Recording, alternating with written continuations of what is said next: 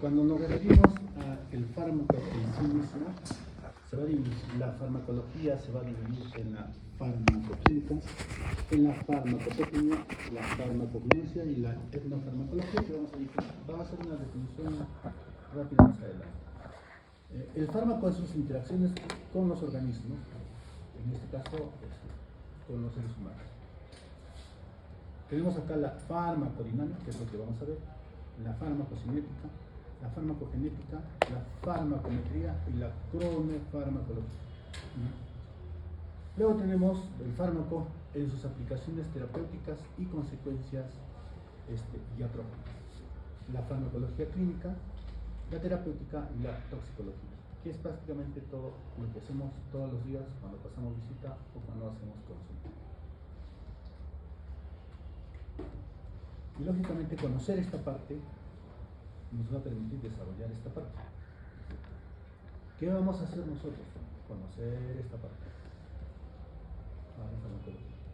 ¿Para qué? Para que sabiendo esto, ustedes cuando lleven clínicas van a recibir clases de cómo hacer esto, pero ya sabiendo lo previo. La farmacotecnia prácticamente es la tecnología farmacéutica que se encarga de evaluar los medios y procesos que se llevan a cabo durante la fabricación de los medicamentos, ¿no? Y eso lo hacen las industrias farmacéuticas que tratan de buscar componentes ya sean naturales o sintéticos para poder contrarrestar las enfermedades. La farmacoquímica, bueno, acá vamos a ver las propiedades biológicas y físico-químicas de las drogas, ¿no? La relación existente entre su estructura química y su actividad farmacéutica. El mismo grupo de fármacos puede variar sus efectos, su intensidad, dependiendo de cómo varíe su estructura química. Y dentro de su estructura química hay partes de esa estructura química que le dan ciertas propiedades farmacocinéticas que vamos a definir más adelante y farmacodinámicas. Es decir, la farmacocinética básicamente es todo el proceso en el cual desde el momento de la administración llega el fármaco al lugar donde va a tener acción. Si la acción va a ser en los receptores alfa, ¿no es cierto? Por ejemplo, adrenérgicos, entonces la farmacocinética va a estudiar todo el proceso desde el momento en que se administra y se absorbe el medicamento hasta que llega al receptor.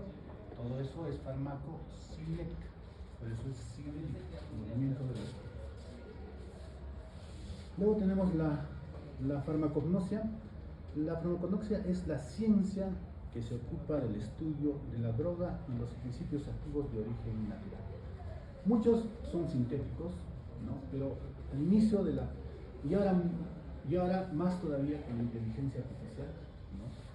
La inteligencia artificial ahora puede crear ya moléculas teniendo una base de datos, un banco de datos de una enfermedad, con todo lo que sabemos de la biología molecular de esa enfermedad. Ahora la inteligencia artificial está creando moléculas. Pero bueno, normalmente estos principios activos eran de origen animal, ¿no es cierto? Como por ejemplo la insulina que se ha usado al inicio del tratamiento de la diabetes. Tenemos, puede ser derivado de microorganismos como son los hongos, que son frecuentes en muchos antibióticos, como son las penicilinas, las cefalosporinas, los carbapenoides, que vamos a ver en su momento, que derivan de microorganismos, ¿no? De los hongos. Y de los vegetales, por ejemplo, la morfina, que también deriva de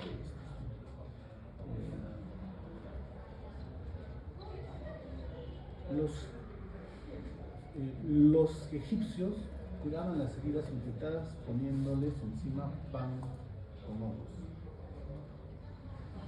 Y después hemos sabido que los hongos sueltan sustancias que destruyen, por ejemplo, la pared de las células, de las bacterias, ¿no? Y entonces ese era el conocimiento que tenían, por ejemplo, los egipcios para tratar heridas La etnofarmacología es el estudio del conocimiento aborigen de las propiedades físicas de las plantas y la familiaridad de los compuestos del entorno vegetal y animal que permiten a los pueblos indígenas el uso de varias plantas o animales en su supuesto valor medicinal, ¿no? Ese es el famoso, la reserva cultural que tenemos, por ejemplo, de todas las comunidades indígenas en la selva, ¿no?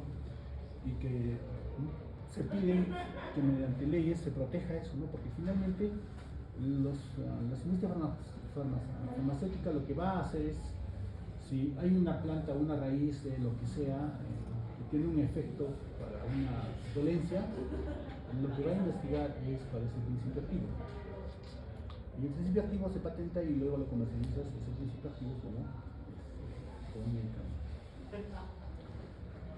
Y aquí llegamos a la farmacocinética, ¿no? Entonces, la farmacocinética estudia, y eso es lo que vamos a ver durante todo este semestre, junto con la farmacodinamia, eso va a ser nuestro pan de cada día. La farmacocinética estudia el curso temporal de las concentraciones de los fármacos en el organismo y construye modelos para interpretar estos datos y por tanto para valorar o predecir la acción terapéutica o tóxica de los fármacos. Entonces, la dosis debe darnos una dosis que nosotros administramos a un paciente es para obtener una determinada concentración en el lugar donde está la dolencia o el lugar donde se encuentra nuestro receptor. Y básicamente, como ustedes ven en este recuadro, la farmacocinética se divide en cuatro. Primero es la absorción, ¿no? La absorción va a ser del lugar donde nosotros depositemos el fármaco. Si es por vía oral, la absorción va a ser a nivel intestinal. Si es sublingual, entonces la absorción va a ser a ese nivel. Si es subcutáneo, a ese nivel se absorbe. En intramuscular, ahí se va a absorber. Solamente no hay absorción cuando aplicamos el medicamento directamente hacia la circulación general, como puede ser una vía endovenosa o una vía intraarterial. Entonces, en esos casos no hay absorción. Va a haber distribución, es decir, cuando nosotros usamos un fármaco, y por decir, ¿no es cierto?, si el fármaco va a ser para la epilepsia, nuestro fármaco no es que se va a dirigir directamente pues, al cerebro, todo lo que mandamos, sino se va a distribuir en todo nuestro organismo, ¿no? Un porcentaje de ese fármaco irá al sitio de acción donde queremos que, en el efecto, otros irá a otros compartimentos tisulares donde se acumule, podrá llegar a otros órganos en los cuales nos va a producir los efectos secundarios que tienen muchos fármacos. Entonces se va a distribuir por todo nuestro organismo. Va a ser biotransformado, ¿no?, en múltiples lugares, pero principalmente en el hígado, y se va a biotransformar probablemente. En la biotransformación puede activarse el fármaco, porque algunos fármacos son profármacos que tienen que ser activados al pasar por el hígado o al llegar al mismo lugar donde se quiere que se tenga la acción. Y después de esto se va a eliminar, o sea, se va a excretar. Y la vía de excreción puede ser principalmente vía renal, vía hepática, vía biliar, por la sudoración, por los pulmones, ¿no es cierto? Por todos esos lugares se puede excretar los fármacos. Entonces, básicamente es todo esto, la farmacocinética. Y la farmacodinamia no es otra cosa que la interacción que estábamos hablando del ligando con el receptor, ¿cierto? Y esto es importante porque como lo decía su compañera, ¿no? Este es un ligando, este grandecito que vemos. En este caso es la insulina, es para el ejemplo. Un ligando puede ser una hormona, puede ser una neurotransmisor, puede ser un factor de crecimiento, puede ser finalmente una droga. Vamos a explicar. Cualquiera de esos puede ser un ligando, ¿cierto? El ligando se va a unir a su receptor porque el ligando tiene afinidad y especificidad por ese receptor, ¿no? Si es un fármaco que se va a unir, por ejemplo, hablando de los diferentes receptores que hay los adrenérgicos tenemos los alfa 1, alfa 2, beta 1, beta 2 y los beta 3, ¿cierto? Entonces, si el fármaco es un beta 1 agonista, tiene especificidad, ¿no es cierto?, y afinidad por el beta 1, no se va a unir al beta 3, tampoco al alfa, ¿no es cierto?, se va a unir al que tiene afinidad y especificidad. Entonces, esta unión va a producir algunos cambios en el receptor. Y esos cambios en el receptor van a activar muchas enzimas, muchos canales iónicos, ¿no es cierto? Y estas a la vez van a fosforilar o activar otras proteínas. El asunto es que esta unión va a desencadenar una cascada, ¿no es cierto?, de activación de diferentes componentes, y esta cascada finalmente, el objetivo que va a tener es que a nivel génico, o sea, en el ADN, va a provocar ¿qué cosa? Una expresión génica, o sea, expresión de genes, ¿no es cierto? Es la formación, no sé, de proteínas, ¿no es cierto? Eso va a activar, si va a ser para proliferación, para la división celular, para el crecimiento celular, eso es lo que va a activar. O en el caso de la insulina, ¿no es cierto? En la insulina lo que va a activar, ¿no es cierto?, es eso justamente lo que hablábamos, el crecimiento, la proliferación de la célula y principalmente la formación de un transportador que se llama GLUT4, ¿no es cierto? Finalmente, toda unión del ligando con su receptor produce una respuesta biológica. Produce una respuesta biológica. Y eso es también lo que vamos a estudiar en este semestre. La farmacogenética es la investigación cómo los factores genéticos influyen sobre la eficacia de un fármaco, ¿no? Se identifica, por ejemplo, variación genética, vamos a identificar alteraciones en el metabolismo del fármaco o diversidad en los efectos y respuestas de la droga. Y eso es lo que investigamos en nuestra comunidad, cuando damos un fármaco. Dentro de una población a la cual nosotros estamos estudiando o le estamos dando ya tratamiento, esa población es heterogénea, ¿no? Inclusive todos los que estamos acá, si nosotros nos dan un fármaco, no todos reaccionamos igual a ese fármaco. Otros pueden producir que sí respondan bien y se controla el proceso inmune. Otros, por alguna razón, no responden. Y en el mismo grupo hay otros que pueden producir efectos secundarios iniciales, y inclusive pueden producir efectos fatales, ¿no es cierto? Entonces, al final de la farmacogenética, lo que busca es encontrar cuáles son esas cosas que producen esto. Entonces, yo les voy a dar un ejemplo para que entiendan, pero con lo que hay en mi especialidad. No es complicado, solamente es biología lo más, para que ustedes entiendan cómo es esto de saber si hay una alteración genética y cómo eso altera el resultado del tratamiento, cómo esto es una oportunidad para nosotros. Tenemos un fármaco para esa alteración.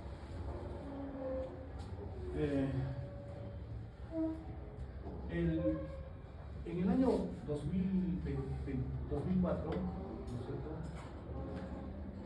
se hizo la primera publicación del proyecto del genoma humano, en 2004. Yo cuando fui estudiante en la década del 90, esto era pues para nosotros el boom, ¿no? Y todo lo que se decía cuando yo era estudiante, se decía que cuando nosotros descifrábamos todos los genes que hay en el ADN, vamos a encontrar la cura de todas estas enfermedades, ¿no? Porque atribuíamos a una alteración, un gen, que aparezca la hipertensión, el Alzheimer, la diabetes, la epilepsia y el cáncer. Y finalmente hicimos la lectura de todo el genoma y no solucionamos las necesidades, porque nos dimos cuenta que no era solamente en cuantidad, explicar sino que era lo que varía en cada persona es la interacción entre estos genes. Y como son muchos genes, que no todos tienen los mismos genes alterados, y tampoco todos tienen las mismas interacciones de esos genes, entonces no hemos encontrado la cura hasta ahora de esas enfermedades. Porque cuanto más sabemos, más cosas descubrimos. Parece que esto nunca termina. Entonces, les voy a explicar con un tratamiento, el tratamiento que nosotros damos para el cáncer de pulmón. El cáncer de pulmón nosotros damos quimioterapia. Algunos respondían bien, la mayoría no respondía bien, o sea, el cáncer de pulmón tenía un pésimo pronóstico. Entonces, pero algunos tenían peor pronóstico que otros, ¿no? Y se decidió investigar por qué algunos no responden a la quimioterapia adecuadamente y tienen mal pronóstico. Es decir, mal pronóstico es que a pesar de que le hacen tratamiento, la enfermedad sigue progresando y el paciente vive poco. Entonces, se descubrió una mutación en un receptor, una mutación en el receptor, el EGFR. ¿Saben qué es eso? El EGFR es el receptor del factor de crecimiento epitelial. ¿Cierto? Entonces, ¿qué ocurre esto, no? Ustedes recuerdan, esto es un receptor Ortega. ¿Qué tipo de receptores?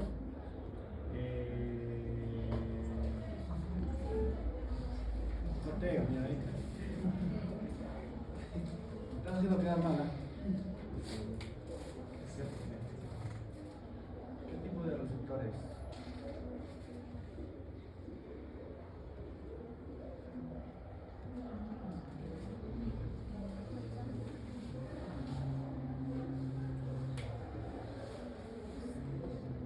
A ver, Ortega, ¿con esto te vas a acordar?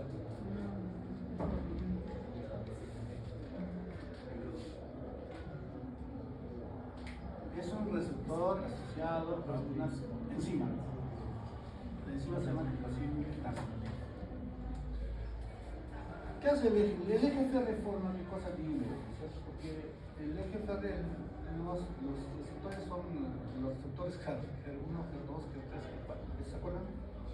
Es biología. Estos receptores HER hacen dímeros, homodímeros o heterodímeros. Homodímeros, si las dos moléculas que se unen, ¿cierto? Que se unen, las dos moléculas de los receptores cuando se unen es cuando son las mismas moléculas, o sea, HER1, los dos. Son heterodímeros cuando el HER1 se une con el HER2, HER3, HER4 o entre ellos, ¿cierto? Pero básicamente lo que acá ocurre es lo siguiente.